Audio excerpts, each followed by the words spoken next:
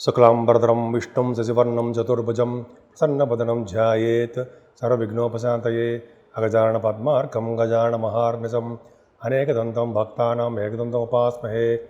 ओं गं गणपतये नमः। ओं శ్రీమాత్రే నమః। ఓం శ్రీ గురుభ్యో నమః। మా ఆది ఆస్ట్రాలజీని చూస్తున్నటువంటి మీ అందరికీ కూడా పేరు పేరున నా హృదయపూర్వక నమస్కారాలు. నా పేరు వాడ్రేవు ఆదినారాయణరావు శర్మ. నా నంబర్ 7075389589 7075389589.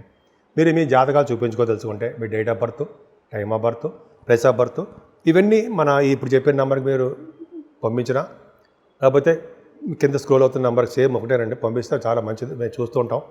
అలాగే వాట్సాప్లో మెసేజ్లు పెట్టండి.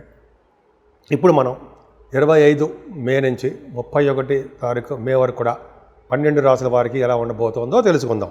కర్కాటక రాశి వారికి చాలా అద్భుతంగా ఉందండి. ఎందుకంటే చంద్రమంగళ యోగంలో ఉన్నారు మీరు.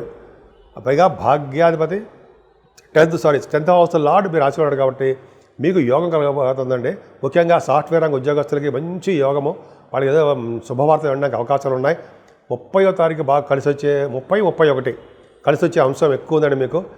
పైగా కుజుడు ఉండడం వల్ల భూములు, వాహనాలు, గృహము, అపార్ట్మెంట్స్ మీరు కొనుక్కుంటారు.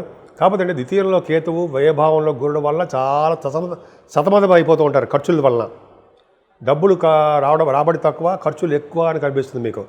కేతువు ద్వితీయ భావంలో కేతువు కుటుంబంలో చిన్న చిన్న ఇబ్బందులు కలిగించడానికి, కుటుంబంలో మనస్పర్ధలు కలిగించడానికి అవకాశం ఉంది. రావాల్సిన సొమ్ము సకాలంలో మీకు రాదు. పైగా ప్రయాణాలు చేసినప్పుడు కూడా ఆటంకాలు, సంకటాలు ఎదురవుతూ ఉంటాయండి. మీ తమ్ముళ్ళకో మీ చెల్లెళ్ళకో కొద్దిగా ప్రాబ్లమ్స్ ఫేస్ చేస్తూ ఉంటారు. ఏదేమైనా మీ ఎక్కడికి వెళ్ళినా కంఫర్టబుల్నెస్ ఎక్కువ, చదువులో బాగా రాణింపు ఎక్కువ. పైగా 4th భావానికి గురు దృష్టి ఉండడం వలన పొలాలు అంటే రైతులు అంటారు సార్, వాళ్ళకి బాగా లాభంగా ఉంటుంది రైతులకి. అలాగే మీరు సంగీతం పట్ల మక్కువ ఎక్కువ చూపిస్తుంటారండి, విజయం సాధిస్తూ ఉంటారు. అలాగే కర్కాటక రాశి వాళ్ళకి సంతాన విషయంలో ఏమాత్రం ఇబ్బంది పడరండి. అలాగే స్టాక్ మార్కెట్లో ఉన్న వాళ్ళకి కూడా సక్సెస్ రేట్ ఎక్కువ ఉంటుంది. ముఖ్యంగా 6వ భావానికి గురు దృష్టిలో 6వ భావం చూసుకోవడం వలన శత్రు భయం లేకుండా మేనమామల అభివృద్ధి కలుగుతూ ఆరోగ్యంగా ఉంటూ, సంపూర్ణ ఆరోగ్యంగా ఉంటూ, ఐశ్వర్యంగా ఉంటూ మీరు మంచి యోగాన్ని కలిగేట్టుగా ఉన్నారు. హర్షయోగం కలగబోతోంది అని తెలిసిపోతుంది. అంటే లా రిలేటెడ్ సంబంధించిన వ్యవహారాల్లో కూడా మీరు సక్సెస్ అవుతారు. 7వ భావాధిపతి భాగ్యాలు ఉండడం వల్ల బహుశా విదేశ పర్యటనం, మీ భార్యాభర్తలకు అనురాగ దాంపత్య జీవితము, భార్యాభర్తలు కలిసి విదేశాలు వెళ్ళడము, దూర ప్రాంత ప్రయాణాలు చేయడం ఖచ్చితంగా జరగడానికి అవకాశాలు ఎక్కువ. అంతేకాకుండా శుభకార్యాలు కూడా జరుగుతాయండి మీకు. రాహు 8వ స్థానంలో, రాహు అంత అద్భుతమైన వాడు కాదండి, కానీ గురుదృష్టి ఉంది. అది గొప్ప అదృష్టం ఉండవు. 1 సంవత్సరం పాటు గురుడు చూస్తాడు కాబట్టి రాహుని అనారోగ్య సమస్యలు బయటపడతారు, అంటే వాటి నుంచి బయటపడుతుంటారు. అవి నిజంగా అనారోగ్య సమస్యలు వచ్చినా వాటి నుంచి మీరు ప్రాబ్లమ్స్ ఫేస్ చేయాల్సిన అవసరం ఉండదు. రాహు ప్రభావం వల్ల మీకు అన్నీ మంచి జరగడానికి అవకాశం ఉంది. కాకపోతే రాహుని నిర్లక్ష్యంగా వదలకూడదండి. అమ్మవారి పూజలు చేసుకోవడం ఖచ్చితంగా చేయాల్సిందే. భాగ్యంలో కలిసినట్టు శని శుక్రులకు ఆ భాగ్యానుసారంలో బాగుందండి.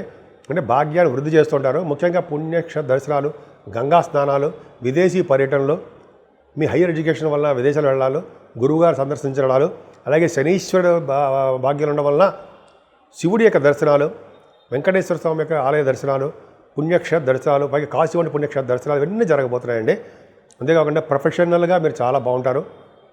అంటే ప్రొఫెషనల్గా అంటే మీకు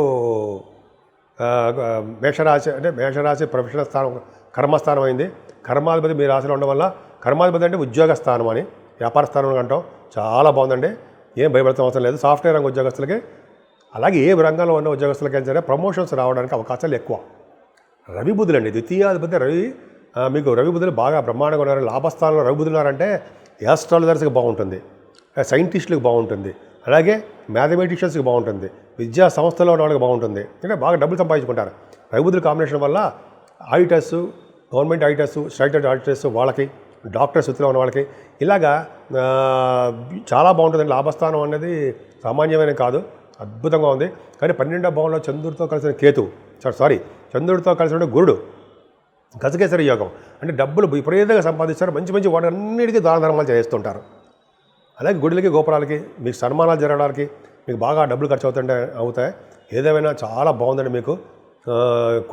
ఒక్క కేతు ప్రభావం, గురుడు ప్రభావం వల్ల ఈ వారం మొత్తం కూడా డబ్బులకి లోటు లేకుండా డబ్బులని విపరీతంగా ఖర్చు పెట్టడానికి అవకాశాలు ఉన్నాయి. రావుకేతుల మధ్యలో ప్లానెటరీ పొజిషన్ ఉంది కాబట్టి, కాలసర్ప దృష్టి ఉంది కాబట్టి వీలుంటే శ్రీకాళహస్తి వెళ్ళండి, అక్కడ రావుకేతుల పూజ చేయించుకోండి. ఇంకా వీలుంటే సుబ్రహ్మణ్య స్వామి ఆరాధన చేయించుకోండి. అమ్మవారి యొక్క సేవలు పూజలు చేయించుకోవడం వల్ల మీకు ఏ సర్పదోషం వల్ల వచ్చే దోషాలు హరిస్తాయి. 12 రాశుల వారికి, మేషరాశి నుంచి మీనరాశి వారికి కూడా 12 రాశుల వారికి చెప్పదగ్గ సూచనలు, రెమెడీసు, పరిహారాలు అంటాం కదా. ఏంటయ్యా అంటే ముఖ్యంగానండి ఈ వారం మొత్తం కూడా ఇందాక అన్ని చాలు చెప్పినట్టుగానే రావుకేతుల మధ్యలో బాగా ఉండిపోయాడు ప్లానెటరీ పొజిషన్స్. అందుకనే మంగళవారం రావుకి పూజలు చేయించుకోవడం వల్ల అద్భుతంగా ఉంటుందండి. మనకి మీకు తెలిసి రావుకాల పూజలు అంటే అమ్మవారి గుళ్ళు వచ్చి బ్రహ్మాండంగా చేస్తారు. సర్పదోషం కోసం కొంతమంది ఏమో ఆశ్లేషబాలని, కొంతమంది సర్పదోషం కోసం పూజలు చేస్తుంటారు. అదొకటి. కాళహస్తిలో పూజ చేయించుకోవడం వల్ల రావుకేతు వల్ల వచ్చే దోష పరిహారం అయిపోతూ ఉంటాయి. అదొకటి ఉందండి. అంతేకాకుండా కుజుడు కూడా సర్పదోషం. కుజుడు కూడా నీచ స్థితికి వెళ్ళిపోయాడు కదండి. అదే రియల్ ఎస్టేట్ రంగంలో వాళ్ళకి ఏం లాభాలు లేవు, అంతా డల్గా ఉంటారు, నష్టాలు రావడానికి అవకాశం ఉంది. అందుకని సుబ్రహ్మణ్య స్వామి కళ్యాణాలు, సుబ్రహ్మణ్య స్వామి ఆరాధనలు, వీలుంటే మోపిదేవి ఊళ్ళో అలా సుబ్రహ్మణ్య స్వామి ప్రతిష్ఠ చేసుకోవడం వల్ల చాలా మంచి ఫలితాలు కలుగుతాయండి. కాలసర్పదోషంలో ఉన్న ప్రతి రాశి వారికి కూడా ఏ రాశి వారికి అభివృద్ధికరంగానూ సంతోషంగానూ ఉండడానికి అవకాశాలు తక్కువ ఉంటాయి. ఈ నెల మొత్తం కూడా మనకి ఎంత అద్భుతమైన కాలం కాదని చెప్పవచ్చు.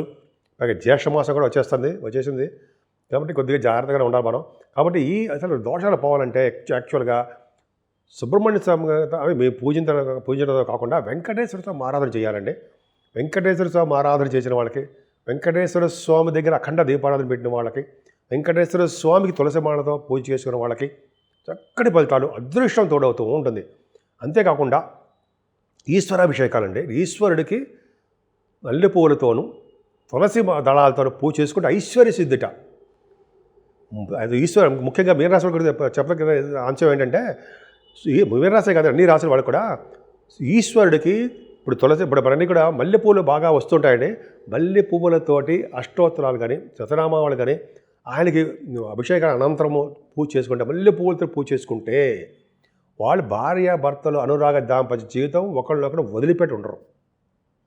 పెళ్ళి కాని వాళ్ళకి పెళ్ళి అయి తీరుతుంది. నేను చెప్పేది కాదండి, ఈ శాస్త్రం ఏం చెప్తుందో మన బుక్స్లో మనం పెద్దవాళ్ళు ఏం చెప్పారో అది చెప్తున్నా మీకు తెలియదేం కాదు.